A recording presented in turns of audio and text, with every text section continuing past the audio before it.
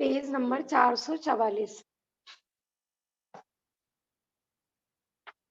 श्लोक नंबर चल रहा था हमारा 12 कि समाधि मरण साक्षात निर्वाण को देने वाला है। निर्वाण माने यहाँ पर मोक्ष, मोक्ष को देने वाला है, माने परम सुख को देने वाला है।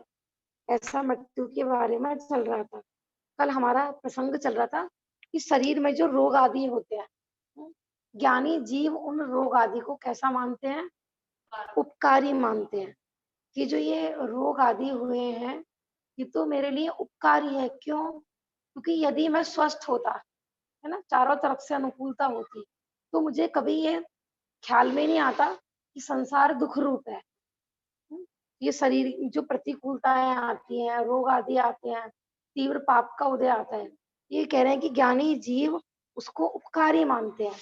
कल इसमें एक दो बीमारियों के नाम भी आ रहे थे ना, श्वास है, सूल है, बात है, पित्त है, अतिसार आदि, माने जितने भी रोग उत्पन्न होते हैं वे इस देह से ममत्व घटाने के लिए मुझे बड़ा उपकार करते हैं, धर्म में सावधानी कराते हैं।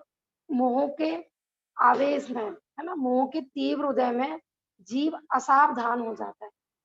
आवाज बंद कर लो। क्या होता, जिसे पता है ना, ये मोह और मोह से संबंधित जितनी भी कषाय इनके उदय में जीव असावधान रहता है? और मोह के अभाव में कैसा होता है? ये सावधान होता है। ये कह रहे हैं कि ये पाप के उदय, ये जो प्रतिकूलताएं आती है तो ये हमें सावधान कराती है। मैंने बताया था ना, चिट्ठी आती है लेकिन हम उन चिट्ठियों को समझ नहीं पाते हैं ना। बाल सफेद होना, कोई भी वृद्धावस्था के लक्षण दिखना कि भैया सजग हो जाओ, अब आपकी आयु धीरे धीरे घट रही है, क्षीण हो रही है, मृत्यु नजदीक है। लेकिन हम सचेत नहीं होते हैं, हम उसकी उपचार करना चालू कर देते हैं, है ना। मतलब जान बूझकर अंध बनते हैं, हम उसको सहज स्वीकार नहीं करते हैं। कल बताया था ना, बुढ़ापे आदि के रोग उत्पन्न होते हैं तो हमको पसंद नहीं आते हैं, इग्नोर कर देते हैं कि अभी कहाँ बुढ़ापा, अभी तो हम जवान हैं। ऐसा। लेकिन ये कह रहे हैं कि नहीं भैया, सावधान कराते हैं रोग आदि। यदि रोग आदि उत्पन्न होते हैं तो देह से मेरी ममता भी नहीं घटती। अरे रोग आदि यदि नहीं उत्पन्न होते ना तो इस देह से मेरी ममता नहीं घटती, क्योंकि जिनकी देह स्वस्थ होती है ना, बहुत लोगों को इस चीज की भी ईगो होती है। जैसे कोई उनके आगे उनसे कम उम्र का, हाँ, 444 पेज पर पहला ही पैराग्राफ है। ये बता रही थी कि कुछ लोगों को अपनी देह को लेकर बड़ा घमंड होता है। उनसे छोटी उम्र का उनके आगे कुछ कहे ना कि हम थक गए, है ना, हमसे काम नहीं हो रहा है, हमें अमुक रोग हो रहा है, तो क्या बोलते हैं? अब इतनी सी उम्र में थक गए, हमको देखो, हम देखो कितना भाग भाग के काम करते हैं, खाते भी अच्छा है और काम भी अच्छा करते हैं, कहते हैं कि नहीं? मैंने उनको इसी, क्योंकि अगर चारों, देखो जरूरी नहीं है काम अच्छा कर रहे हो और खा अच्छा रहे हो तो शरीर स्वस्थ ही रहे।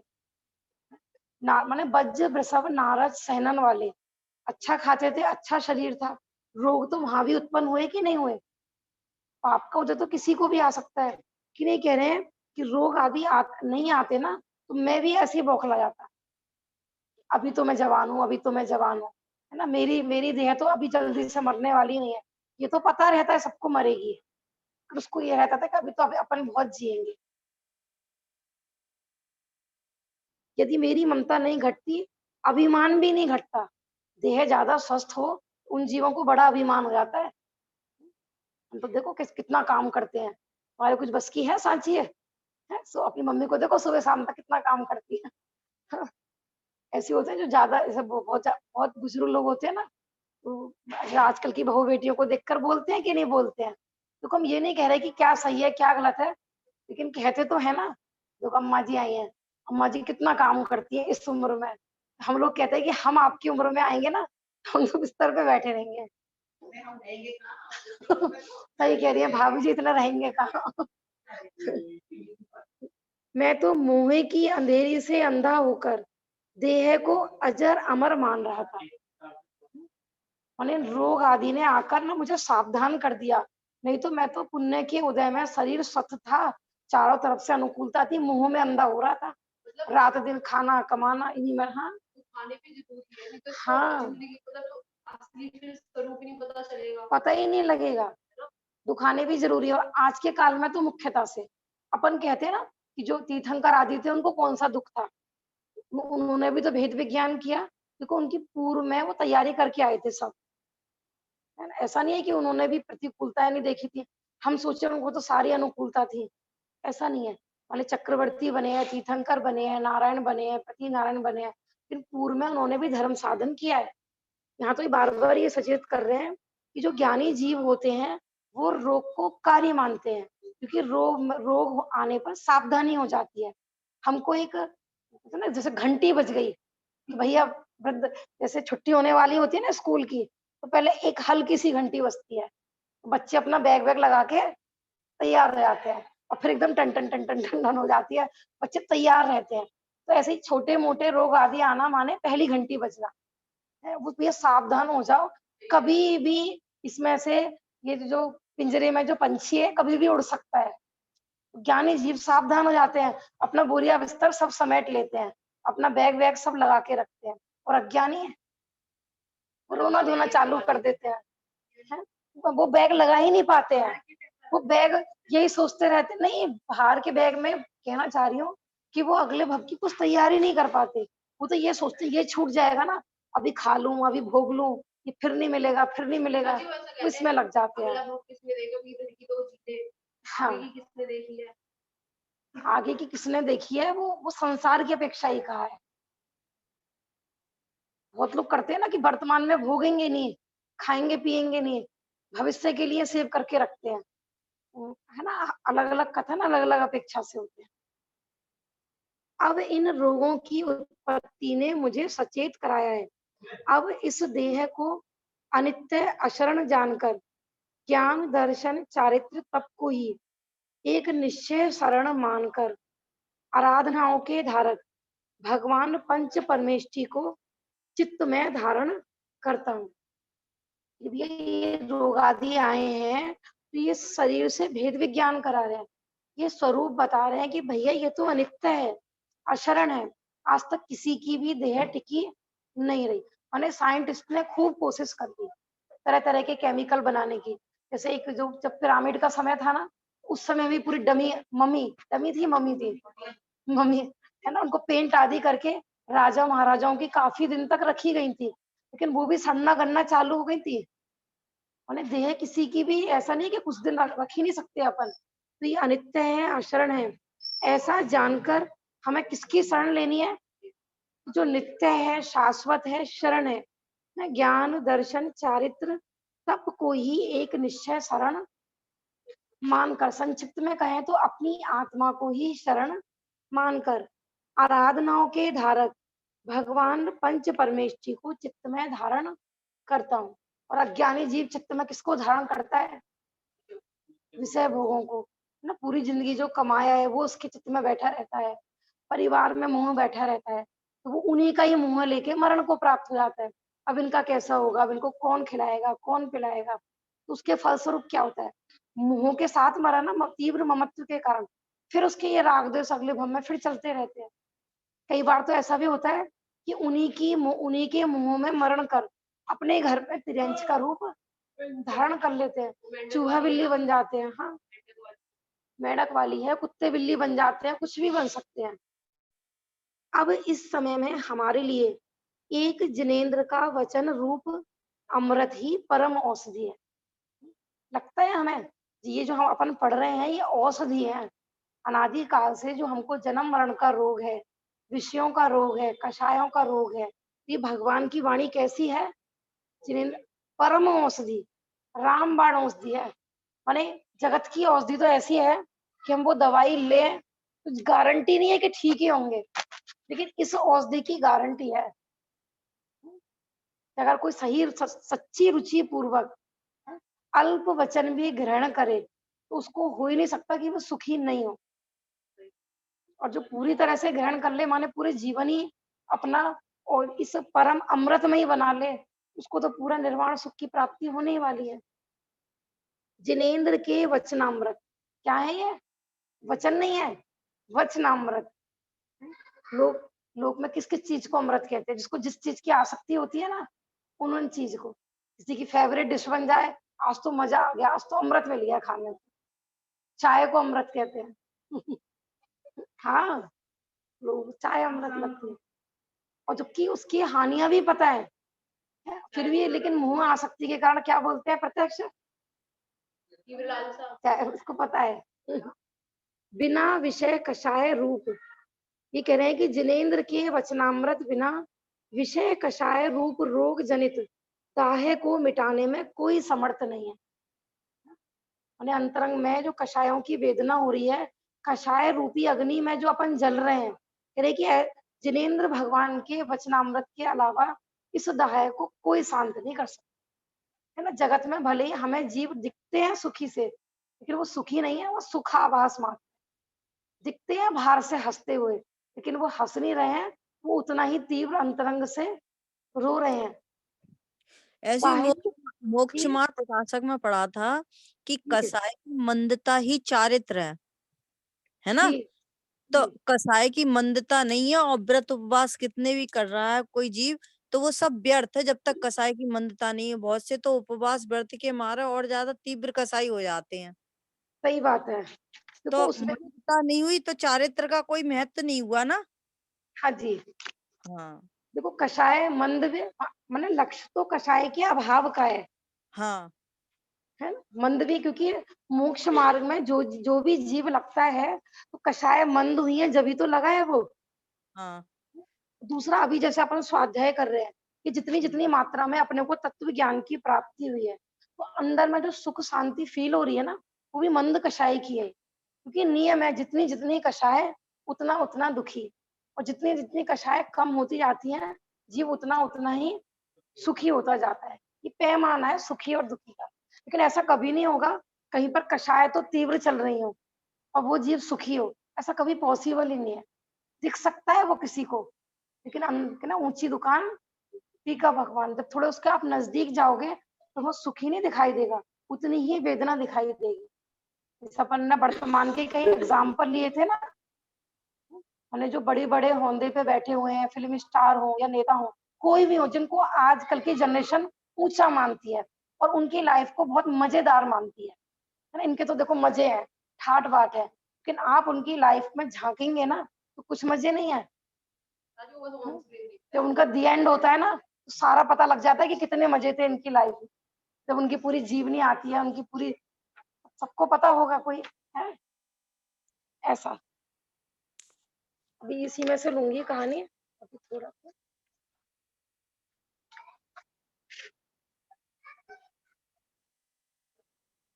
बाहरी औषधि आदि तो असाता कर्म का मंद उदय होने पर कुछ देर के लिए किसी एक रोग को शांत करती है। वो ये कह रहे हैं कि अपने को कोई शरीर में रोग आदि हुआ, अपन जो डॉक्टर की वैद्य आदि की दवाई लेते हैं, तो वो तो ये कह रहे हैं कि वो असर भी कब करती है, कि जब हमारे स्वयं असाता कर्म ढीला पड़े तो असर करती है। और वो असर भी करती है तो कोई किसी एक रोग को ठीक करेगी और दूसरा दूसरा तैयार रहता है। होता है कि नहीं, इंग्लिश दवाइयों में एलोपैथिक ट्रीटमेंट में तो ऐसा कंपलसरी है, बिल्कुल समझ लीजिए आप स्वयं देखना औषधियों पर लिखा रहता है दवाइयों पर कि ये वाली दवाई, फिर वो आपको दिखाई नहीं देगा, इतना छोटा सा लिखा रहता है कि इस दवाई को लेने की हानियां भी लिखी, जिसको वार्निंग लिखी रहती है ना, हर दवाई पे, एलोपैथिक दवाई पे वार्निंग दी जाती है, इसको इतनी मात्रा हो गई, इतनी लिमिट में ली तो ये। तो वो कह रहे हैं कि वो जो बाहरी औषधि है, तो वो तो कुछ एक समय के लिए हमारा एक रोग ठीक करती है। कब ठीक करती है वो भी, कि जब हमारा पाप कर्म का उधर ढीला पड़े। किंतु यह देह तो अनेक रोगों से भरी हुई है, यदि एक रोग मिट गया तो अन्य रोग से होने वाली वेदना भोग कर फिर भी मरण तो करना ही पड़ेगा। अब एक बीमारी ठीक हुई, दूसरी, कान का दर्द शुरू हुआ, दाढ़ का दर्द शुरू हो गया, दाढ़ का दर्द खत्म हुआ, पेट का दर्द हो गया। तो पता, और आजकल तो कितनी कितनी बीमारियां, ये तो मैं बहुत छोटी छोटी बीमारियों के नाम बता रही हूँ जो डेली में चलती रहती है। और जो बड़ी बड़ी बीमारियां, cancer, heart attack, BP, sugar, ये तो आजकल नॉर्मल हो गई है। ये यहाँ ये कह रहे हैं कि भैया शरीर तो रोगों की खान है, एक ठीक होता है फिर दूसरा चालू। इसलिए जन्म जरा मरण रूप रोग को दूर करने वाले भगवान के उपदेश रूप अमृत का ही पान करता हूँ। कह रहे कि भगवान के अमृत वचन ऐसी औषधि है कि इनका पान करें ना तो ना रहेगा बांस और ना बजेगी बांसुरी। माने जो रोगों की खान थी ना यही समाप्त हो जाएगी। फिर अब रोग कहाँ से रहेंगे? माने जो अनादि की जन्म मरण की परंपरा थी जरा, हाँ, वो सब समाप्त। औषधि आदि हजार उपाय करने पर भी विनाशिक देह के रोग नहीं मिटेंगे। कितनी औषधि कर लो आप, कहेंगे भैया ये तो विनाशिक है, किसी की भी देह शाश्वत ठहरने वाली नहीं है।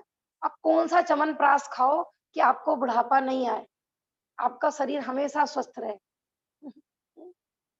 बताओ। कुछ लोग ऐसे भी होते हैं ना, रोग होता नहीं है, वो रोग से पहले ही पूरे घर में कैल्शियम आयरन सब कुछ खाते रहते हैं, डेली खाते हैं कि अमुक रोग ना हो, हम इसलिए खा रहे हैं। और इतनी संभाल करते करते फिर भी रोग हो जाते हैं। इसलिए रोग से दुखी होकर कुगति का कारण दुर्ध्यान करना उचित नहीं है। कि भैया अगर जिनेंद्र भगवान के अमृत रूपी वचन नहीं सुनेंगे ना तो फिर कुमरण ही होना है जीवों का। और आप देख लीजिए आज कि जहां जहां धर्म नहीं है, तत्व ज्ञान नहीं है, जीव की क्या हालत है। रोग भी नहीं हो ना तो भी कुमरण हो रहे हैं वहां पर। और ज्ञानी जीवों के जीवन में, जिनके जीवन में तत्व ज्ञान है, जिनेंद्र के वचन रूपी औषधि है, भले ही उनकी जगत, उनके पास कितनी ही प्रतिकूलता हो, कितने भी रोग हो, फिर भी उनका समाधि मरण होगा। रोग आने पर भी उसे बड़ा भला ही मानो, इस रोग के प्रभाव से ही ऐसे जीर्ण गले हुए शरीर से मैं छूट जाऊंगा। रोग नहीं होता, मृत्यु नहीं होती, तो मुझे इस रोग से कौन मुक्त कराता? इसे मृत्यु को उपकारी कह रहे हैं, रोग को उपकारी कह रहे हैं, क्योंकि रोग आने पर शरीर से भेद विज्ञान हो। हम बता रहे थे ना, महापुरुषों के जीवन में कोई प्रतिकूल व्यक्ति भी आ जाए, है ना, जैसे बता रहे थे ना, बरैया जी का एग्जाम्पल अपन लेते हैं। ऐसे कितने महापुरुष हैं, किसी के पत्नी कलहकारी आ गई, किसी का पति कलहारी है, किसी का पुत्र कलहारी है ना, घर में रात दिन झगड़े रहते हैं, फिर भी उनको वो उपकारी लगते हैं कि ये अच्छे होते, मेरे अनुकूल, मेरे आज्ञा आज्ञा में चलते, तो मैं इन्हीं के मुंह में फंसा रहता। आदि वो शांत तत्व में स्थिर रहते हम्म, हैं। वो इतना जो शांत रहते हैं ऐसी सिचुएशन में भी तत्व में स्थिर रहते हैं। तत्व के उस पर रहते हैं। यहाँ तो ये कह रहे हैं उनको उपकारी मानते हैं प्रतिकूलताओं को, मोक्षदायी नहीं है। यदि रोग नहीं आता तो मेरे पूर्व कृत कर्म निर्जरित नहीं होते तथा देह रूप महादुर्गंधित दुखदायी बंधी ग्रह से मेरा शीघ्र छूटना भी नहीं होता। इस रोग रूप मित्र की सहायता जैसे जैसे देह में बढ़ती जाती है, वैसे वैसे ही मुझे राग बंधन से, कर्म बंधन से, शरीर बंधन से छूटने में शीघ्रता हो गई। ये देखो क्या कह रहा है। हम कहते हैं देखो बेचारे, उनको कितनी वेदना हो रही होगी। यहाँ क्या कह रहे हैं, जैसे जैसे रोग बढ़ रहा है वैसे वैसे राग का बंधन ढीला पड़ रहा है, कर्म का बंधन ढीला पड़ रहा है। और अज्ञानियों के में क्या होता है, प्रतिकूलता जैसे जैसे बढ़ती है, रोग बढ़ता है तो उनकी कषाय भी बढ़ती है, उनका दुख भी बढ़ता है। और ज्ञानियों के जीवन में, माने ज्ञानियों की तो चाहे वो संसार में रहे, मोक्ष में तो है ही उनकी अजब ही चाल। ज्ञानी जीव की तो संसार में भी अजब ही चाल होती है। हाँ, वही पढ़ते हैं ना अपन, डेली पढ़ते हैं उसको, एक एक पेज। और उसकी एक कहानी भी कह रहे थे अपन, अभी लेते हैं इसमें से। रोग नहीं आता तो आपका कर्जा कैसे उतरता कर्म का? ये रोग तो भैया आपका कर्जा उतारने के लिए है। पूर्व में आपने पाप बंद किया था, तो वो अब जब तक वो कर्जा नहीं उतरेगा तब तक मोक्ष की प्राप्ति हो सकती है क्या? हम देखो जैसे समाधि मरण में बता रहे थे कि समाधि मरण करने से पूर्व क्या क्या तैयारी है। इस तैयारी में ये चीज भी आती है कि किसी का कर्जा नहीं ले रखा हो, किसी का धन हड़प रखा हो, तो उससे जाके उसका वापस करे, सामर्थ्य नहीं है तो उससे कहे, जितना भी। तो ऐसे ही कह रहे हैं कि जब तक पूर्व कृत कर्म सत्ता में पड़े होंगे, है ना, उनकी माने ऐसा नहीं कि वो जीव सत्ता में पड़ा हुआ है और मोक्ष चला जाए। नहीं, या तो इतनी तीव्र विशुद्धि बढ़े, उस संबंधी पाप का खेद बढ़ते, प्रायश्चित हो, तो ही तो मुक्त होगा। यहाँ तो ये कह रहे हैं कि अच्छा है, माने ज्ञानी जीव तो कहते हैं अच्छा है कि अभी मैं सामर्थ्यवान हूँ, आ जाओ भैया जिसको अपना अपना कर्जा चाहिए।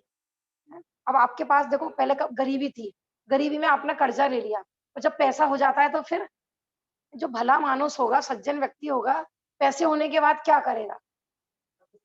ये नहीं कि लोग मांगने आएंगे जब देगा, वो स्वयं कहेगा भैया मैं सामर्थ्यवान हूँ, और जिसके जितनी भी उधारी है सब आ जाओ मांगने के लिए। तो खुश होना चाहिए कि आज हमें जिनेंद्र के वचन रूपी औषधि मिले हैं, देव शास्त्र गुरु के सानिध्य में अपन है। तो इस समय कितनी भी प्रतिकूलता है ना, पूर्व में हमने अज्ञानता में जो पाप बांधे हैं, भैया आ जाओ जिनको आना है, क्योंकि तिरंच में चले गए, नरक में चले गए तो वहां कर्जा नहीं उतार पाएंगे। हाँ, यह रोग तो देह में है, देह को ही नष्ट करेगा। देखो आ गया, वस्तु स्वरूप का चिंतन कर रहे हैं कि एक तो ये कर्जा उतारने के लिए आए हैं, दूसरा आए भी है तो मेरा क्या बिगाड़ रहे हैं? रोग तो देह में हुई है, देह को नष्ट करेगी। मैं कैसा हूं? मैं आत्मा तो अमूर्तिक चैतन्य स्वभावी अविनाशी हूँ, ज्ञाता हूँ। अविनाशी हूँ, ज्ञाता हूँ, माने मैं इस रोग को ना मिटाने वाला हूँ, ना रोग का करने वाला हूँ। जैसे उनका आता है ना वादिराज मुनिराज का, सनत कुमार चक्रवर्ती का, कि उन्होंने जादू से कोढ़ दूर कर लिया। हाँ, उन्होंने कोढ़ वोढ़ दूर नहीं किया था। उन्होंने वादिराज मुनिराज अंत में कहते हैं कि ना तो मैंने कोढ़ किया था और ना मैंने कोढ़ दूर किया था। वादिराज मुनिराज को भी कोढ़ था ना, लोग ये पढ़ते हैं ना, एक ही भाव स्तोत्र है ना उनका, तो लोग आज तक उसको बीमारी दूर करने के लिए पढ़ रहे हैं। और वादिराज मुनिराज कहते हैं कि मैं तो कोढ़ का ज्ञाता था, मैं करता था ही नहीं। और सारे लोग क्या होता है कि रात रात में उनका कोढ़ दूर हो जाता है। सब लोग बोलते हैं जैन धर्म की जय, चमत्कार हो गया, मुनिराज के धर्म के प्रभाव से चमत्कार हो गया। तो भैया ये तो सब चैतन्य का चमत्कार है, मैंने इसमें कुछ नहीं किया। उनको रिद्धि थी, तो लोगों को क्या लग रहा था कि उन्होंने रिद्धि का प्रयोग करके तो कोढ़ दूर किया है, लेकिन उनकी उंगली में रह गया था कि यदि मैं इसके दूर करने का करता होता तो ये उंगली में कैसे रह गया।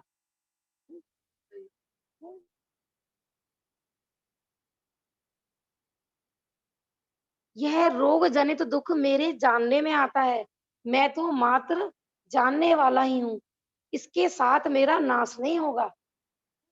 मैंने बताया था ना, पड़ोसी के घर में आग लग जाए तो आपको कितना दुख होगा, उसमें भी पड़ोसी बिल्कुल ऐसा हो कि जिससे आपकी जानी दुश्मनी हो, फिर तो खुशी होगी। तो भैया करें कि देह मेरी है ही नहीं, रोग हुआ है, ये बस सिर्फ मैं इसका जाननहार हूँ, मैं इसके भोगने वाला नहीं हूँ, इसके सुख दुख का, इसके साथ मेरा नाश नहीं होगा, है ना, देह मरण को प्राप्त होगी, मैं तो अजर अमर अविनाशी तत्व हूँ। तो कोई चिंतवन करने का विषय चल रहा है सारा, अंतरंग से ऐसे आना चाहिए तो समाधि मन की तैयारी होगी। मात्र पढ़ने पढ़ाने से काम नहीं चलेगा, पूरा एक एक पैराग्राफ एकांत में बैठ के चिंतवन करने जैसा है। जैसे लोहे की संगति में अग्नि भी घनों का घात सहती है, वैसे ही शरीर की संगति से वेदना का जानना मुझ में भी होता है। जैसे लोहा होता है ना, तो लोहे को अग्नि में तपा तपा के उस पे फिर वो प्रहार करते हैं, है ना, उसको जैसा ढालना है वैसा करते हैं, क्योंकि लोहे पल भर के लिए अग्नि की संगति करता है ना, तो क्या होता है कि वो भी पिटता है, होता है कि नहीं। तो ऐसे ही कह रहे हैं कि इस शरीर के साथ अब मेरा एक क्षेत्र अवघाय संबंध है, इसके साथ मैंने एकत्व ममत किया था ना, उसके अपराध के फल में मुझे इसके साथ रहना पड़ रहा है, और इसी के कारण इसका वेदन मुझे जानने में आ रहा है, लेकिन अभी भी भोगने वाला मैं नहीं हूँ उसका। क्योंकि जैसे मुनिराजों पर भी उपसर्ग होते हैं ना, तो जानने में तो उनको आता है ना कि ये वेदना मुझे हो रही है, माने शरीर में हो रही है, भले ही मैं इससे भिन्न हूँ, लेकिन ज्ञान में तो उनको भी आती है वेदना। जैसे अग्नि से झोंपड़ी जलती है, झोंपड़ी के भीतर आकाश नहीं जलता। कितना अच्छा एग्जाम्पल दिया है, झोंपड़ी जलती है ना, लेकिन उसके अंदर जो स्पेस था, जैसे यहाँ पर ये स्वाध्याय भवन है, तो इसमें अगर कुछ टूट फूट होती है तो आकाश के क्षेत्र में होगी क्या? नहीं होगी। तो ऐसे ये क्या है, शरीर एक झोंपड़ी है। पिताजी आकाश के प्रदेश को हिलेंगे। हम्म? आकाश के प्रदेश आकाश के प्रदेश तो अकम्प होते हैं, क्या हिलेंगे? अब देखो हम ऐसे ऐसे कर रहे हैं तो आकाश कितना हिल रहा है। तो ऐसी आत्मा भी तो अमूर्तिक है, माने शरीर जलेगा, टूटेगा, फूटेगा, आत्मा में क्या होगा? कुछ भी नहीं होगा। अब इसको कोई पीटे, आकाश को कोई पीटे, कितना दुख होगा? अक्षत हम ही पागल कहलाएंगे, है ना? तो शरीर में कुछ होना और हमारा रोना, मानो ऐसे ही हो गया कि जैसे कोई झोंपड़ी जल रही है और कोई सोचे मेरा आकाश जल गया, मेरा क्षेत्र जल गया, मेरा क्षेत्र जल गया। वैसे ही अविनाशी अमूर्तिक चैतन्य धातु में आत्मा का रोग रूप अग्नि से नाश नहीं होता। कैसी धातु से बना हुआ हूं मैं? चैतन्य धातु से, कि अग्नि उसको टच भी नहीं कर सकती। चैतन्य धातु, अग्नि किसको जलाएगी? अग्नि भी पुद्गल है और जलेगा क्या? पुद्गल ही जलेगा। माने मूर्तिक अमूर्तिक को टच भी नहीं करता है, छूता भी नहीं है। दोनों के बीच में अत्यंत मोटी वज्र की दीवार है, कभी आपस में नहीं मिलेंगे।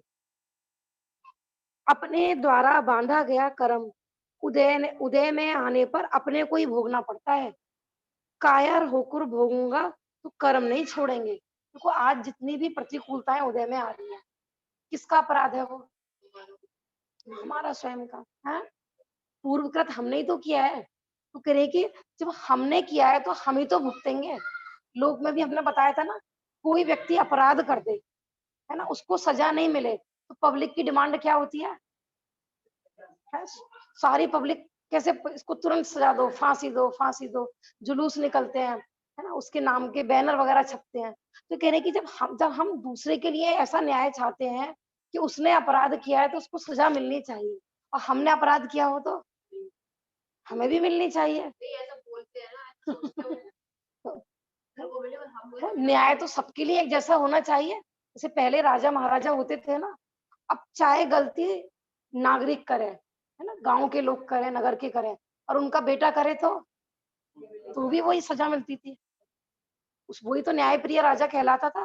तो कह रहे कि यही तो न्याय है कि हमने बांधे थे, हमें ही भोगने पड़ेंगे। आएंगी इसमें, देखो मुनिराजों की कहानी आएंगी ना।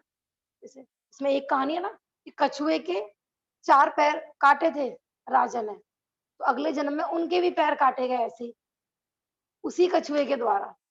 हमें क्या लग रहा है, देखो कितना निर्दयी है ये जीव, कैसे काट रहा है, फालतू में उपसर्ग कर रहा है। मुनिराज तो कितने धर्मात्मा है, इन्होंने तो कोई पाप किया नहीं है। हमें तो ऐसे ही लगता है ना, लेकिन भगवान को कैसा लगता है? हमें क्या लगता है कि हमारे भगवान, हमारे मुनिराज कितने निर्दयी होते हैं। वो तो इतनी तो हेल्प करनी चाहिए उनको। किसी धर्मात्मा पे संकट आ रहा है तब तो भगवान को नीचे उतर के आना चाहिए कि नहीं आना चाहिए?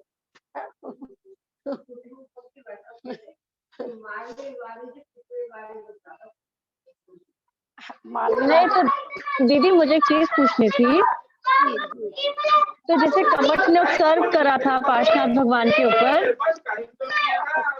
भाभी से आपके शोर की आवाज आ रही है। हाँ अभी आवाज आ रही है? बच्चों की आवाज आ रही है, आपकी आवाज से ज्यादा। अच्छा अभी ठीक आ रहा है दीदी? हाँ जी।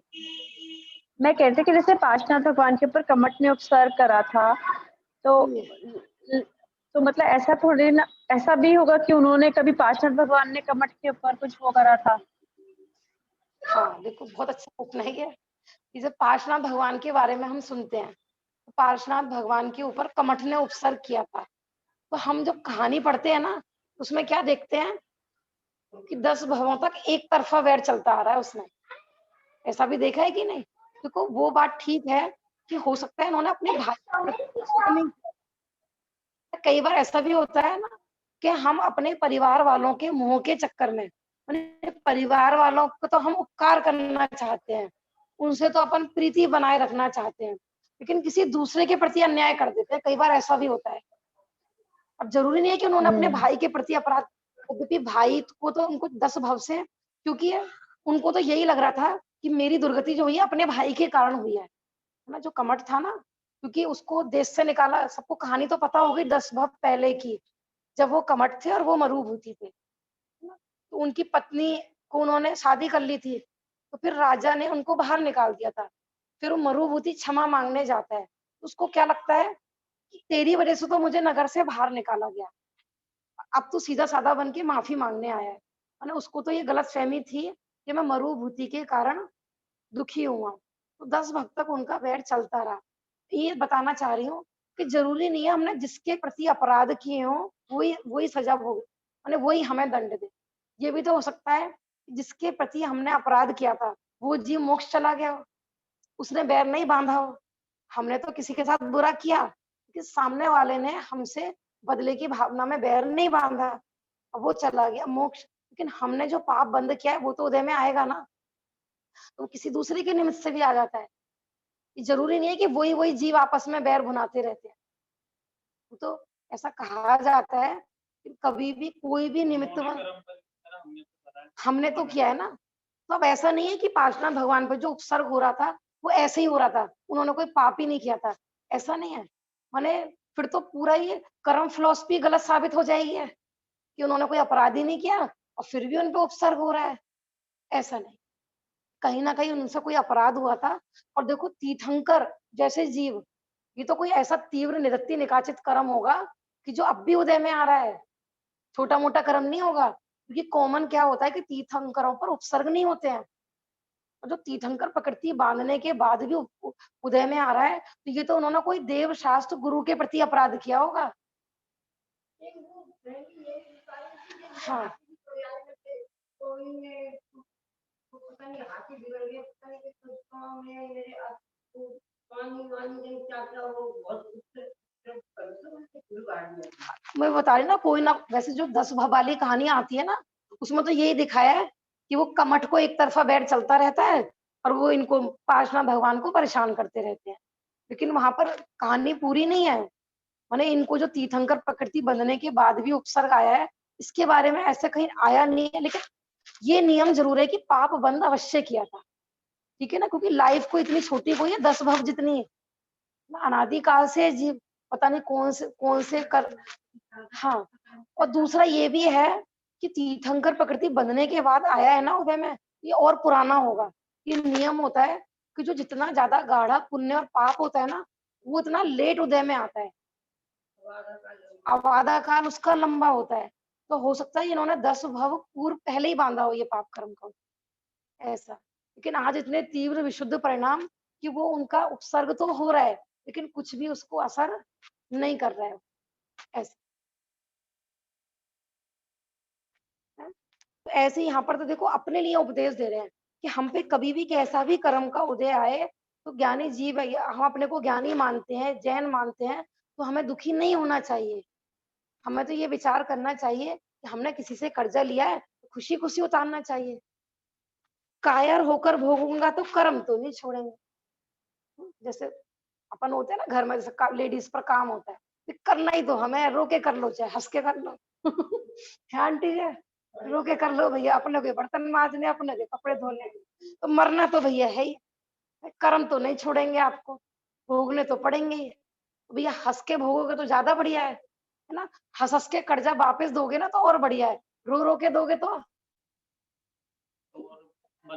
और बंधेगा। तथा धैर्य धारण कर भोगूंगा तो भी कर्म नहीं छोड़ेंगे। कर्म तो उदय में आएंगे, तो कुछ भी कर ले, यहाँ पर कोई माफी नहीं है। जैन धर्म में तो कह रहे हैं कि हम क्या चीज है, तो तीर्थंकर जैसे जीवों को माफी नहीं है, तो हम क्या है। हम सोचे कि नहीं, हम तो अमुक देवी को मानते हैं, उनको मना लेंगे, हैं भाभी जी, हमारी तो वो कुल देवी है ना, वो बचा लेंगी हमें। अब उनके नाम का सवाल। हाँ जी जी।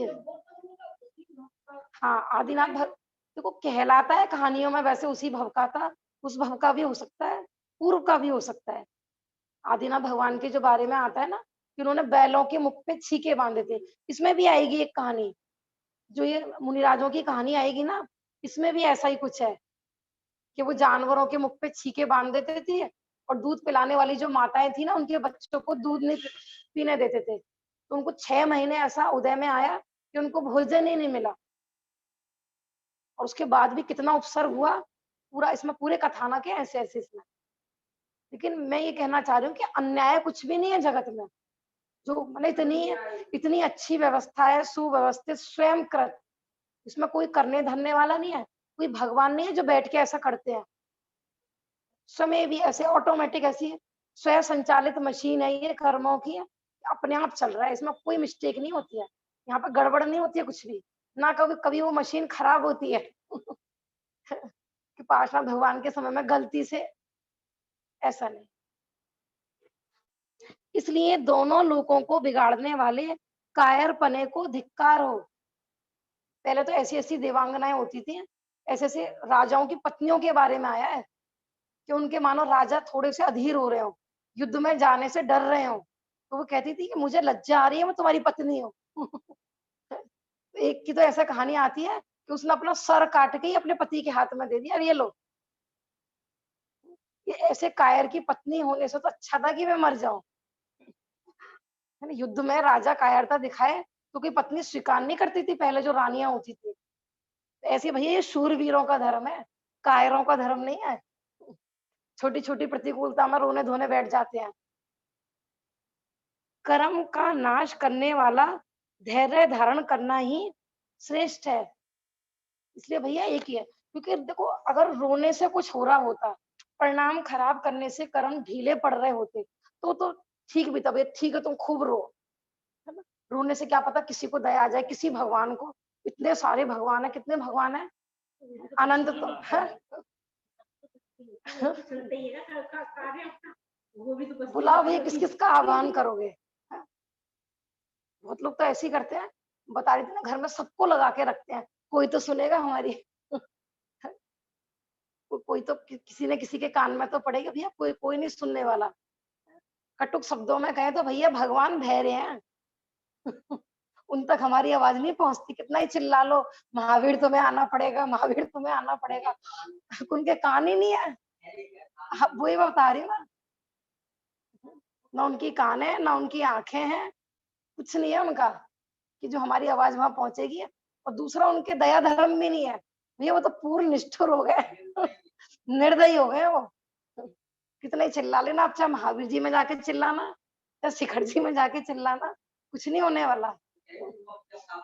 हाँ, भगवान ने तो पूरी बागडोर हमें हमारे हाथ में सौंपी है कि तेरा तू ही करता धरता है, पर की मुझ में कुछ, मैं ही मेरा करता धरता, पर की मुझ में कुछ। ऐसी है ये जैन फिलॉसफी। और हम सुखी हो रहे हैं तो पर की तरफ झांक रहे हैं, दुखी हो रहे हैं तो पर की झांक रहे हैं, अंदर झांकते ही नहीं है। सुखी हो गए तो उसने सुखी कर दिया, इसके कारण सुखी है, इसके कारण सुखी है, और दुखी हो गए तो भी है। हमने अपना सुख दुख पराधीन मान रखा है। हे आत्मन, तुम रोग के आने पर इतने कायर होते हो, सो विचार करो, नरकों में इस जीव ने कौन कौन सा कष्ट नहीं भोगा। विचार करो कि हमने कितनी कितनी प्रतिकूलताएं सही हैं। देखो नरकों में तो छोड़ो आप, कुछ जीव आज भी ऐसे होते हैं ना, कहते हैं भैया बचपन से हमने बड़े दुख सहे हैं, अब नहीं सहा जाता।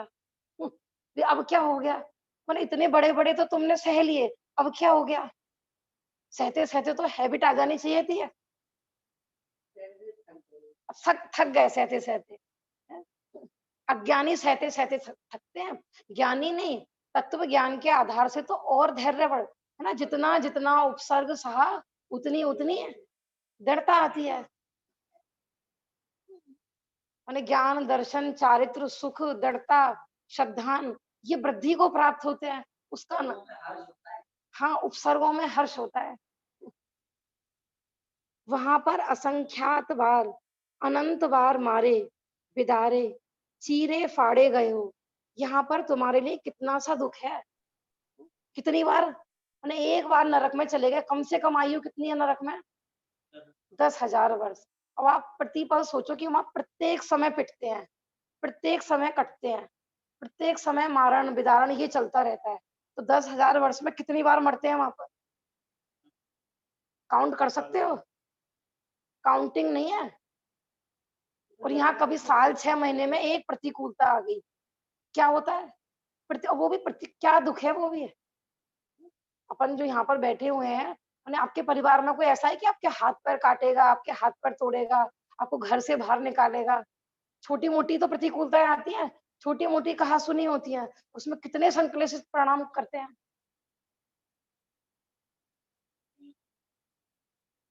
कह रही हाँ तुम्हारे लिए कितना सा दुख है, उस अनंत दुख के आगे कितना सा दुख है यहाँ पर। त्रियंच गति के घोर दुख भगवान केवल ज्ञानी भी वचन द्वार से कहने में समर्थ नहीं है। मैंने बताया था ना, सिद्धों का सुख और त्रियंचों के दुख। केवली भगवान भी अपने वचन द्वार से कहने में समर्थ नहीं है। इतने दुख हैं त्रियंच गति में।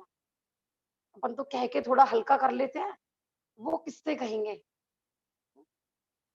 मैं हाँ पूरा मैंने अब थोड़ा सा चिंतन करके देखो, आपके आसपास कोई त्रियंच, तो यहाँ पर वैसे एक इंद्रिय आदि त्रियंच की मुख्यता से है। अब पंचेंद्रिय त्रियंच की भी दुर्दशा देखते हो कि नहीं आसपास अपने। के ऊपर तो आप लगे थे ना, मैं तो देख ही नहीं गई। हाँ उसकी आँख और देख ही नहीं गई कि परेशानी में, उसके बाद तो खुद ही ऊपर नहीं गई देख। कह नहीं सकते, माने अपन भी नहीं है, बस क्या कर सकते हैं। तिरंज की वेदना होती है, कई बार ऐसी कंडीशन हो जाती है ना। हाँ तो अपन विचार करो कि हम अपनी छोटी छोटी, मम्मी ने कुछ कह दी तो बच्चे रोने लगते हैं, मरने के लिए चल देते हैं। पापा ने कुछ कह दी तो मरने के लिए चल देते हैं, है ना। हमें हमारी मर्जी के कपड़े नहीं मिले तो भैया हमारा जीवन बेकार है। मर्जी का खाने को नहीं मिला तो लगता हमारी तो जिंदगी बर्बाद हो गई। मैंने आजकल भरे पूरे परिवार वाले बच्चों की बता रही हूँ मैं कि वो दुखी कैसे होते हैं। तो उनकी मौज है, एयर कंडीशन में रहते हैं, बढ़िया कोठी में रहते हैं। हम उस्मानपुर में झोपड़ी में रहते हैं, हमसे महादुखी कोई नहीं है। हाँ मतलब छोटी छोटी बातों से उनका जीवन खत्म हो जाता है बच्चों का। आज मजे आ गए कि आज मम्मी ने डोसे बनाए, भैया आज तो बड़ा आनंद आ गया। और आज मम्मी ने लौकी बनाई तो जिंदगी खराब हो गई। ये अच्छे भरे पूरे परिवार वालों के दुख हैं।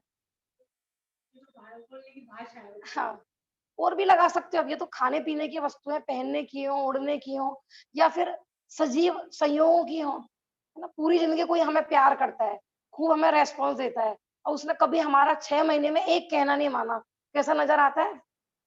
दुश्मन। हे भगवान, ऐसे पति से तो नहीं मिलता तो बढ़िया था, ऐसी सास से तो नहीं मिलती तो बढ़िया थी। पूरी जिंदगी वो हमारे लिए कर रहे हैं और एक बार हमारे अनुकूल नहीं परिणमित हुए तो पूरी मटिया मेट कर देते हैं। यहाँ ये कह रहे हैं भैया तुझे क्या दुख है। मैंने तो अच्छे मैंने सुखों में ही तो सुख माने, यहाँ पर ये सारी अनुकूलता में भी जीव दुखी हो रहा है। दुख होते कैसे हैं, तुमने अभी देखा ही नहीं है कैसे कैसे दुख होते हैं। इसमें बताती है ना, पुरानी लेडीजों से मैं कितना पेशेंस होता था। तो अपन गांव में देखते थे, मतलब अभी तो जरा राशि कहा सुनी पे भी रूठ जाते हैं, गुस्सा हो जाते हैं, तलाक हो जाते हैं। उन्हें पिटते रहते थे और हंसी हंसी रहते रहते थे घर में। मैं उन लोगों को देखती हूँ कि बिना तत्व ज्ञान के, बिना धर्म के इतनी सहनशीलता भी होती है लोगों में। वो बात अलग है कि वो किसी दूसरी दृष्टि से कि भी जैसा भी है तो पति है, पति तो देवता होता है।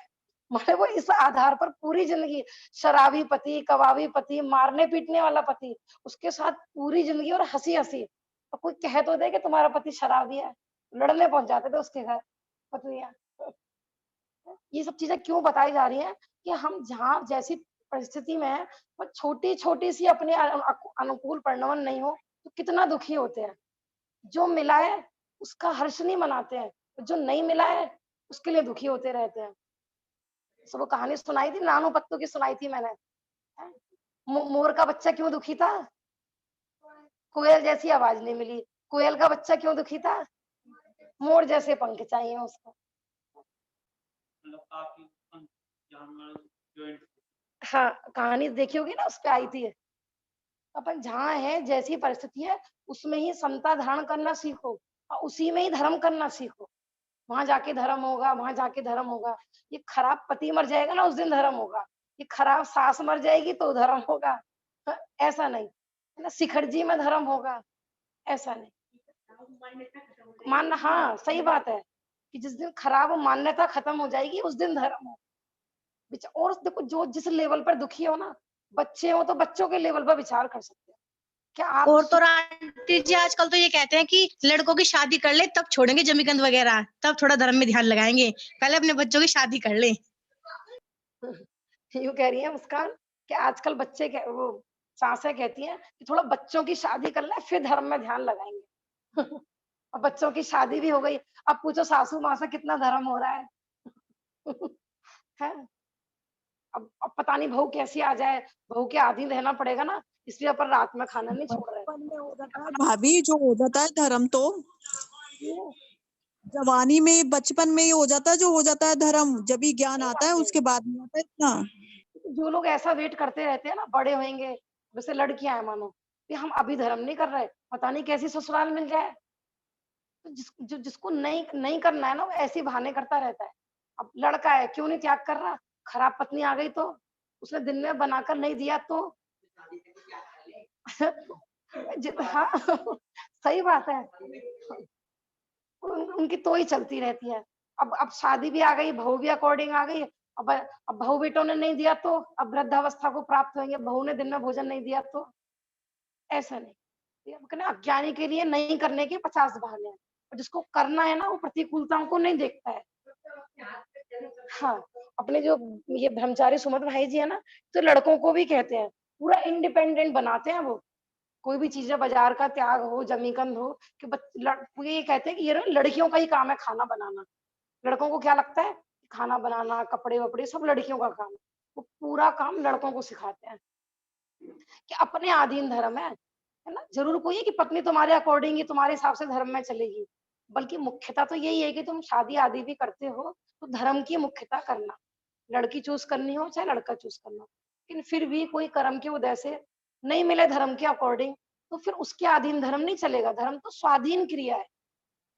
ठीक है, उसके बस की नहीं है, खुद बना के खाओ भैया। अब ये कोई है कि रोज घर में डंडे बजाओ भैया, उसको तो आलू पसंद है, वो आलू की सब्जी बनाएगी भैया, तुम अपनी बना के खाओ। उन्हें कोई भी नियम लेना है। कल इसमें आ रहा था ना मोक्षार्थ प्रकाशक में, कि जो ज्ञानी जीव जब प्रतिज्ञा लेता है ना, पूरा स्वरूप समझ के, कि मैं निभा पाऊंगा, नहीं निभा पाऊंगा। यदि कोई, मानो कोई बुजुर्ग है, ठीक है ना, उसने नियम ले लिया, मैं रात्रि भोजन नहीं करूंगा। अब घर के जो बच्चे हैं वो रात में ही दे रहे हैं, तो उसको अपने परिणामों की उस समय संभाल करनी चाहिए। उन्हें पूरा द्रव्य अच्छे। हाँ जी,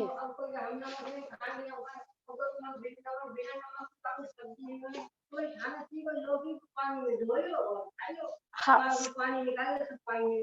सही बात है।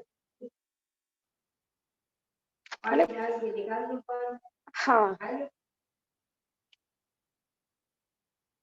कहानी देख रही थी मैं एक, इसमें से सुनाती हूँ। हाँ, देखो इसमें अभय घोष मुनिराज की कहानी आई थी ना, मैं कछुए वाली बोल रही थी, वही सुना देती हूँ। ठीक है ना? ये मरण कंडिका ग्रंथ में है, तो जितने भी बड़े समाधि मण में मुनिराजों के नाम आ रहे हैं, तो उन सबकी इसमें संक्षिप्त में कहानी है। एक दिन ये भी प्रसंग आ रहा था ना, इनके नाना और पिताजी एक ही थे। इसमें वो भी कहानी है कार्तिकेय मुनिराज की। हाँ, वो भी कहानी है इसमें। अपन लाइन से सुनाऊं या एक लाइन से ही सुना देती हूँ? देखो, सुकुमार मुनिराज की सबको पता है ना, वो सुनाने की जरूरत नहीं है। सुकौशल मुनिराज की भी सबको परिचित में होगी कहानी, ठीक है ना? और गज कुमार मुनिराज की भी सबको परिचित में है, और सनत कुमार मुनिराज की भी। मैं सनत कुमार चक्रवर्ती थे ना, उनकी कहानी, जिनको कोढ़ हुआ था। हाँ, तो इसमें क्रम में है धर्म घोष मुनिराज की कथा। धर्म मूर्ति परम तपस्वी धर्म घोष मुनिराज एक माह के उपवास करके चंपापुरी नगरी में पारना के अर्थ गए थे। यानी धर्म घोष नाम के मुनिराज थे।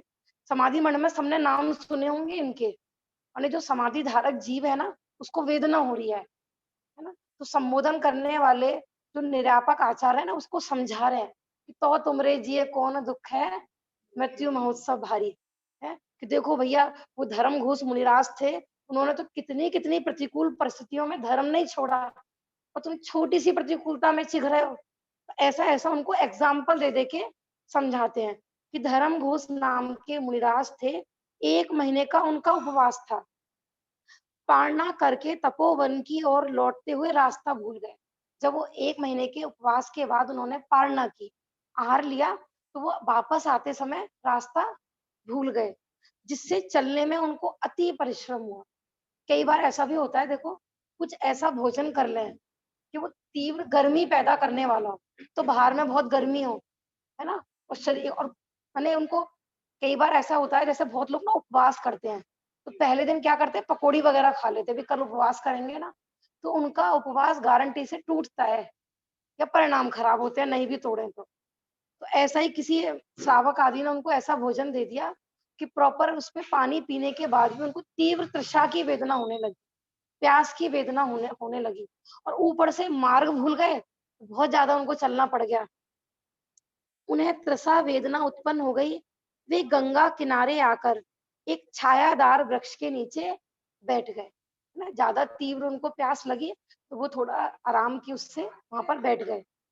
उन्हें प्यास से व्याकुल देखकर गंगा देवी पवित्र जल से भरा हुआ लोटा लाकर बोली, अरे उनकी परीक्षा हो रही है कि इतने तो प्यासे, इतना 1 महीने के उपवास के बाद भोजन लिया, उसमें भी प्रॉपर पानी नहीं मिल पाया, तो गंगा देवी उनकी परीक्षा लेने के लिए लोटा भर के जल लेकर आती है। तो वो नदी के किनारे ही बैठे हैं, उन्हें ये बता रहे हैं कि जो ज्ञानी जीव प्रतिज्ञा लेते हैं तो मरण की कीमत पर भी उसको भंग नहीं करते, और अज्ञानी है रोज प्रतिज्ञा लेते हैं, रोज भंग करते हैं। जैसे आजकल बच्चे होते हैं ना, मैं बच्चों को कई बार बोलती हूँ घर पे, जैसे बच्चे कुछ भी बोलते हैं, मम्मी हम ये करेंगे, इतने बजे करेंगे, उनके कभी 11 नहीं बजते, कभी उनके 12 नहीं बजते, कभी उनका 1 नहीं बजता, हाँ अभी करेंगे। तो उनको मैं यही बोलती हूँ कि हम अपने ये वचन की कीमत नहीं करेंगे ना, जो प्रतिज्ञा माने वचनबद्ध होना, माने लोक में भी पहले लोग किसी सामान्य व्यक्ति से भी प्रतिज्ञाबद्ध हो जाते थे ना, मरण की कीमत पर वो कार्य करते थे।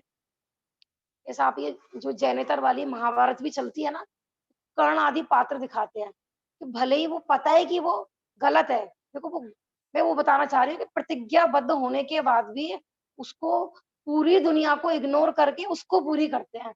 ये कीमत होती है अपने वचन की। आज हम रोते रहते हैं ना, हमारी वचनों की कोई कीमत ही नहीं है, अपन बोलते ही रहते हैं, बच्चे सुनते ही नहीं है। नहीं, हम कैसे कैसे विराधना करते हैं, किसी से प्रॉमिस कर दिया भूल गए, वो तो हमने ऐसे ही कहा था, वो तो हमने ऐसे ही कहा था। जब लोक में हमें प्रतिज्ञा निभानी नहीं आती, धर्म क्षेत्र में क्या निभाएंगे। हाँ, तो देव शास्त्र गुरु की साक्षी में प्रतिज्ञा ली गई है। आज अष्टमी है, आज अमुक की शादी है, कल कर लेंगे अष्टमी। हाँ, ये भगवान गलती से अष्टमी चौदस पता, वरना ये सोचते पता नहीं लगे हमें अष्टमी चौदस आज, क्या शादी है ना, बढ़िया बढ़िया खाने को मिलेगा, आज मत बताओ हमको भैया, बोलो नहीं आज, आज कुछ नहीं बोलो, आज हमें खाने दो, ऐसा नहीं। गंगा देवी लोटा भर के पानी लेकर आती है। मैं ठंडा जल लाई हूँ, आप इसे पीकर अपनी प्यास शांत कीजिए। मुनिराज ने जल तो ग्रहण नहीं किया और प्राण हरण करने वाली तृषा वेदना के मात्र ज्ञाता दृष्टा बनते हुए ध्यान आरूढ़ हो गए। चाहते तो स्वयं भी पी लेते, कौन देख रहा था वहां पे जंगल में, लोगों को क्या पता मुनिराज क्या पी रहे हैं कि नहीं। आज जो सच्चे आराधक जीव होते हैं ना, वो एकांत में भी बिल्कुल मायाचार रहित निश्चल धर्म की साधना करते हैं। जो दिखावे में करते हैं ना, वो बस दुनिया को दिखावे के लिए धर्म करते हैं, एकांत में उनका धर्म नहीं पलता है। वर्तमान में यही होता है ना, एकांत में तो स्वच्छंद पूरे पाप चल रहे हैं और फ्रंट पे लोगों के सामने धर्मात्मा दिखाई दे रहे हैं। और वास्तव में आराधक जीव कैसे होते हैं, जंगल में अकेले बैठे होते हैं मुनिराज, कितनी भूख की वेदनाओं, कितनी ही तृषा की वेदनाओं, जिस पेड़ के नीचे बैठे हैं ना, खूब अच्छे अच्छे फल लग रहे हैं उसके नीचे, कभी ये परिणाम नहीं आता कि मैं फल तोड़ के खा लूं। यह देखकर देवी चकित हुई और विदेह क्षेत्र जाकर समव शरण में प्रश्न किया कि जब मुनिराज प्यासे हैं तो जल ग्रहण क्यों नहीं कर लेते। उस गंगा देवी ने जाकर विदेह क्षेत्र में भगवान से प्रश्न किया, जब उनको इतनी प्यास लग रही है तो वो क्यों नहीं पानी पीकर अपनी प्यास की वेदना शांत कर लेते। वहां गणधर देव ने उत्तर दिया कि दिगंबर साधु ना तो असमय में भोजन ग्रहण करते हैं और ना ही देवों द्वारा दिया गया आहार ग्रहण करते हैं। माने बहुत नियम उनके कंडीशन होती है। बहुत लोगों को क्या लगता है कि जैन मुनि भिखारी होते हैं, मांगते हैं, मांगते मांगते नहीं है वो, उनकी बहुत सारी नियम शर्तें होती हैं कि ये पूरी होंगी भैया तो अपन ग्रहण करेंगे, मांगते नहीं है वो कभी भी। यह सुनकर देवी बहुत प्रभावित हुई और उसने मुनिराज को शांति प्राप्त कराने के हेतु उनके चारों ओर सुगंधित और ठंडे जल की वर्षा प्रारंभ कर दी। तो देवी ने अपने विकल्प की पूर्ति करी है, लेकिन मुनिराज को ये नहीं है कि उन्होंने बारिश कर दिया तो उनको बहुत मजा आ रहा है। अगर उनको मजा आने लगे ना कि अच्छा है चलो मुंह से पानी नहीं पिया, तो इन्होंने नहला दिया, बहुत बढ़िया, तो भी उन्होंने पी लिया, समझो। यहाँ मुनिराज ने उस समय क्या कह रहे हैं वो, कि बाहर के जल का रसास्वादन नहीं किया उन्होंने, और उनको ये फीलिंग नहीं हुई कि बहुत बढ़िया, मुंह से नहीं तो शरीर से। हम बता रहे थे ना, आजकल लोग उपवास करते हैं तो एसी में सोना पसंद करते हैं, या फिर ये इच्छा तो सबकी होती है कि हे भगवान बरस जा। लोग ऐसे ही बोलते हैं गाँव में, हे भगवान तुझे जरा सी भी दया नहीं आ रही, लोगों ने 10-10 दिन के उपवास कर रखे हैं, तू बरस जाएगा, तेरा कुछ बिगड़ जाएगा। ऐसे बोलते थे गाँव में। और बारिश हो जाए तो भैया व्रत व्रत करने वालों के लिए बड़ी अनुकूलता हो गई आज, और व्रती भी खुश होते हैं, चलो मौसम ठंडा हो गया।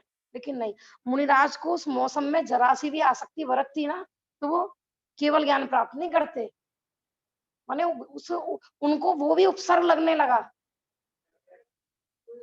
मुनिराज ने अनुपम सुख के रसवासदन द्वारा तृषा वेदना पर विजय प्राप्त की, और चारों घातिया कर्मों का नाश करके केवल ज्ञान की प्राप्ति की। और हम रो रहे हैं कि मुनिराज को प्यास लग रही है, प्यास लग रही है। माने एक एक कहानी में ऐसे ऐसे समझाया जाएगा, भैया तुम किसके लिए रोते हो? जरा सा अपने अनुकूल भोजन नहीं मिला तो रोने लगते हो, अपने अनुकूल पानी नहीं मिला तो भी रोने लगते लोग, ठंडा चिल्ड पानी नहीं मिले मई जून की गर्मी में तो क्या हालत, लोग प्यासे रहते हैं पूरे पूरे दिन, ठंडा पानी नहीं है, हमारी प्यास नहीं बुझ रही। तो जब ऐसे ऐसे उदय आएंगे तब क्या करोगे? नरकों में असंख्यात वर्षों तक पानी की बूंद नहीं मिलेगी, तब क्या करोगे? वो ठंडा तो छोड़ो, वो गर्म नहीं मिलेगा, प्यास लगेगी, पानी भी दिया जाएगा तो खून खून पीना पड़ेगा वहां पर, वो भी उबलता हुआ, लोहा पिघला के पिलाया जाएगा वहां पर। अपन को विचार करना चाहिए, जितने भी जो कोई तप आदि का अभ्यास होता है ना, इसलिए होता है। रसी त्याग है, ऊनोदर है, अनशन है, कि भैया अभी समय रहते हुए, जब शरीर में ताकत है भैया अभी अभ्यास कर लो, और अभ्यास नहीं किया तो दुर्दशा होने वाली है, फिर परिणाम खराब होने वाले हैं। ऐसा उसको समझाया जा रहा है समाधि धारक, तो यहाँ तो उसको समझा रहे हैं, हमें किसको समझाना है? खुद स्वयं को संबोधन करना है यहाँ पर, स्वयं को स्वयं ही स्वयं को समझाना है, सबसे बड़ा ज्ञानदान है। वही सबसे बड़ा पंडित है जो स्वयं ही स्वयं को पढ़ाता है, वही पंडित पंडित बन जाता है। ठीक है ना? तो हमारी एक कहानी धर्म घोष मुनिराज की हुई थी आज, तृषा वेदना में, इसमें लाइन आई थी क्या कल धर्म घोष मुनिराज की? हाँ, धर्म घोष मुनि चंपा नगरी बाहर ध्यान धर ठाड़ो, एक मास की कर मर्यादा तृषा दुख सह गाड़ो, यह उपसर्ग सयो धर स्थिरता आराधन चित धारी, तो तुमरे जिये कौन दुख है मृत्यु महोत्सव है। अब किसी का रात्रि पानी का त्याग है, कभी हो सकता है मई जून में ऐसी वेदना हो जाए, देखो बुखार आदि हो जाते हैं ना, तीव्र, मानो 3-4 बुखार में तप रहा हो, और आपके रात्रि पानी का त्याग है, उस समय लगा ना इनका चिंतन करना धर्म घोष मुनिराज का। चाची हाँ, तपस्या में जूम पर पहुंच गई हम। हाँ बोलो। चाची फिर ये अभय घोष कौन थे? अब है बेटा, ये मुनिराज का नाम बताया गया है यहाँ पर। नहीं नहीं, धर्म घोष तो ठीक है, कबीर घोष भी है ना, वो कौन है अभय घोष की जो? करके सुनाएंगे ना, आज एक मुनिराज की कहानी सुनाइए, कल दूसरे मुनिराज की कहानी सुनाएंगे। नहीं नहीं, वो भी मुनिराज ही है क्या? अभय घोष भी मुनिराज है? माया ना, अभय घोष मुनिराज वो अलग है। अच्छा ठीक है ना? ठीक भाभी जी का ठीक। प्रश्न था कि उनको वेदना हो रही है अंदर में, तो क्या फायदा? यही है ना, माने तड़पते रहे हमें पानी के अंदर में, प्यास लगती रहे, फिर तो हमने पी लिया ना, फिर ऐसा नियम पालने से क्या फायदा? क्योंकि ऐसा नहीं है, कभी भी कोई प्रतिज्ञा लेते हैं ना, तो हमने बताया था उसमें 4 प्रकार के दोष लगते हैं, किसी को याद हो तो, अतिक्रम, व्यतिक्रम, अतिचार और अनाचार। तो कई बार क्या होता है, सिर्फ मन के स्तर पर विकल्प आता है पीने आदि का, तो आप ऐसा मत सोचो मन में आ गया तो पी लेते हैं, तोड़ ही दो भैया पूरा, ऐसा नहीं ना, मन के स्तर पर हुआ है, थोड़ा थोड़ा विकल्प हुआ है, उसके प्रायश्चित आदि बताए गए हैं, तत्व ज्ञान के आधार से, वेद विज्ञान के आधार से, उस प्रतिज्ञा का स्वरूप समझ के, है ना, महापुरुषों के जीवन के आधार से दोबारा प्रायश्चित आदि से उसको स्थिर किया जाता है। ऐसा नहीं सोचना चाहिए हमको कि मन में विकल्प, ऐसे तो कभी कोई धर्म का अभ्यास ही नहीं करेगा। या प्राथमिक भूमिका में कोई रात्रि भोजन छोड़ता है, अभ्यास करता है, तो विकल्प आते हैं ना कई बार, और ना हमें डेली रात के 10 बजे भोजन करने की हैबिट है, और आज हमने पहली बार छोड़ा, शुरू शुरू में तो विकल्प आते हैं, अभ्यास के रूप में यदि आते हैं ना, तो हमें ये नहीं सोचना चाहिए कि हमारे तो परिणाम खराब हो रहे तो अपन खा ही लें, ऐसा नहीं सोचना चाहिए। हाँ हाँ, इसलिए तो हमने कहा ना, अभ्यास होना बहुत जरूरी है। तो आप अभ्यास करेंगे तो धीरे धीरे शरीर को वैसी हैबिट पड़ जाती है, ऐसा। अब ये अच्छा, और पढ़ते ये कहते हैं कि अगर उपयोग जल में चला गया तो हाँ वो जी, जल वही मेढक वाला जीव बन गए थे वो सेठ जी। हाँ जी, तो वो उपयोग चला गया, उपयोग नहीं जाना चाहिए तो सफल हो, उपयोग चला गया तो हाँ। देखो, ये मेंढक वाली कहानी की कह रहे हैं, सेठ जी जो मेंढक बन गए थे। तो वो किसी भी कहानी को लेकर ना हमें छल ग्रहण नहीं करना है कि उनको प्यास लग रही थी तो देखो उन्होंने नहीं पिया था, लेकिन उनको पानी-पानी चल रहा था सामयिक में, तो हमें पी लेना चाहिए, नहीं तो हम मेंढक बन जाएँगे। प्रतिज्ञा भंग करके भी दुर्गति होने वाली है। आप ऐसा नहीं सोचना कि पानी पी के क्योंकि हमने परद्रव्यों में सुख माना ना प्रतिज्ञा भंग करके, कि पानी पीने से मेरी वेदना शांत होती है। माने हमने पानी को ही जीवन माना, तो वहाँ भी तत्व ज्ञान कहाँ रहा? दुर्गति तो वहाँ भी होती है। हाँ, सही हाँ, बात है। सही बात है, तत्व ज्ञान होगा तो उपयोग जाएगा भी नहीं। हाँ, हाँ, हाँ, ठीक है ना? और भी आएँगे धीरे-धीरे एग्ज़ाम्पल। अपन अभी समाधि में पाठ पढ़ते हैं। जी,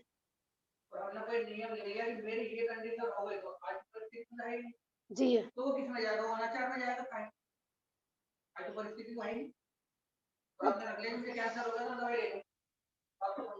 हुँ। तो इसमें यही है कि पहले ही प्रतिज्ञा के प्रति ढीलापन है। हुँ, आपने काम नहीं ऐसे कर ली हुँ। कि मुझे ये हो गया। उसमें भी 2 दृष्टियाँ हो सकती है। एक तो डर के, एक ये होता है कि परिणाम अभी बिगड़ जाते हैं। हाँ, इसमें देखो ये हो सकता है कि अभी देखो मानो हम 1 डेढ़ साल ऐसे करके देखते हैं और हमें 1-2 साल में लगा कि अपन पूरे परिपक्व हो गए। तो बाद में धीरे-धीरे देखो अभ्यास रूप में ऐसा भी करता है तो कोई दिक्कत नहीं है। और बाद में उसके जब मानो कोई उसके रोग आदि हुए, उसमें उन्होंने औषधि आदि नहीं ग्रहण करी, तो वो आगे के भविष्य के लिए फिर उस वर्तमान कंडीशन को देख के तब ले सकता है। या तो ऐसा कोई एक नहीं, अगर अभ्यास रूप में कर रहा है तो कोई दिक्कत नहीं। हाँ। हाँ। आज लगी नहीं रहा क्या 2000 कर लिया। लोग आदि के नाम अकेला अब देखो ग्रंथों में जो ये चंडाल आदि के उदाहरण आए हैं, भील आदि के आए हैं। हाँ, देखो है तो ढीलापन ही, लेकिन फिर भी मैं बता रही हूँ, जैसे मोक्षण प्रकाशक में बहुत अच्छा प्रकरण चल रहा है। हाँ, अभी जो मोक्षण प्रकाशक में आप थे ना कल, अभी जो प्रकरण चल रहा है बहुत अच्छा चल रहा है, प्रतिज्ञा इसी को लेके चल रहा है पूरा। तो उसमें किसी ने प्रश्न किया था कि आप कह रहे हो कि द्रव्य को देखकर, क्षेत्र को देखकर, काल को देखकर प्रतिज्ञा लेनी चाहिए और वर्तमान परिणामों को देखकर प्रतिज्ञा लेनी चाहिए। तो वो जो चंडाल थे, भील थे, उनको तो ज्ञान ही नहीं था, कुछ भी ज्ञान नहीं था। तो उन्होंने तो फिर गलत करा, उन्होंने तो अज्ञानता में प्रतिज्ञा ले ली। उनको पुण्य लगेगा कि पाप लगेगा? उसमें ये आया था कि भले ही उन्होंने अज्ञानता में ली हो, उनको उतना हमारे जितना ज्ञान नहीं था, लेकिन उन्होंने जो प्रतिज्ञा ली ना इस कीमत पे ली थी कि चलो मर भी गया ना तो भी नहीं छोड़ूंगा। थे वो भील, थे वो शेर, थे वो हाथी, तो उनकी प्रतिज्ञा में पावर तो देखो। माने है ये कमजोरी का प्रतीक ही, है ना? जो तीव्र पुरुषार्थी होता है ना, वो कुछ और देखो कुछ जीवों का ऐसा भी कहना होता है कि अपन एकदम ले लेते हैं ना तो उस संबंधी विकल्प ही खत्म हो जाते हैं। हाँ, और अपन कहते हैं ना थोड़ा-थोड़ा करेंगे, थोड़ा-थोड़ा करेंगे। उसमें भी जीव के ऊपर है, अगर निश्चल भाव से मायाचार रहित होकर, हो सकता है किसी के शरीर संबंधी कोई प्रॉब्लम हो, तो जो ज्ञानी जीव होंगे ना वो तो देखो छल ग्रहण नहीं करते हैं। अब अज्ञानी की तो बात ही अलग है, वो मायाचारी से त्याग कर रहा है कि कैसे कर रहा है, कि जितना मैं खा रहा हूँ उतना मैं रख रहा हूँ, बाकी मेरा सबका त्याग है। ऐसा नहीं है, जितने बजे तक मुझे भूख लगेगी उतने बजे तक मैं खाऊँगा, बाकी देर के लिए मेरा त्याग है। अब ये होती है छल ग्रहण करने वाली बात। बाकी जो बिल्कुल सच्ची भावना से, कल्याण की भावना से, जिसको जीवों के प्रति दया उत्पन्न हुई है ना, वो अपने आप ही धीरे-धीरे छोड़ देता है। ऐसा, ठीक है ना? टाइम तो हो गया, फिर भी अपन पढ़ लेते हैं, निकाल लीजिए। Page number 631। लो आप इसको ले लीजिए। यह उपसर्ग सयोधर तेरे ता, आराधन चित धारी, तो तुमरे जिए कौन दुखे है, मृत्यु महोत्सव भारी, पुत्र चिल्लाती नामा मुनि को, बैरी ने तन घाता, मोटे मोटे कीड़े पड़े तन, तापर निज गुण राता, यह उपसर्ग सयोधर धीरता, आराधन चित धारी, तो तुमरे जिय कौन दो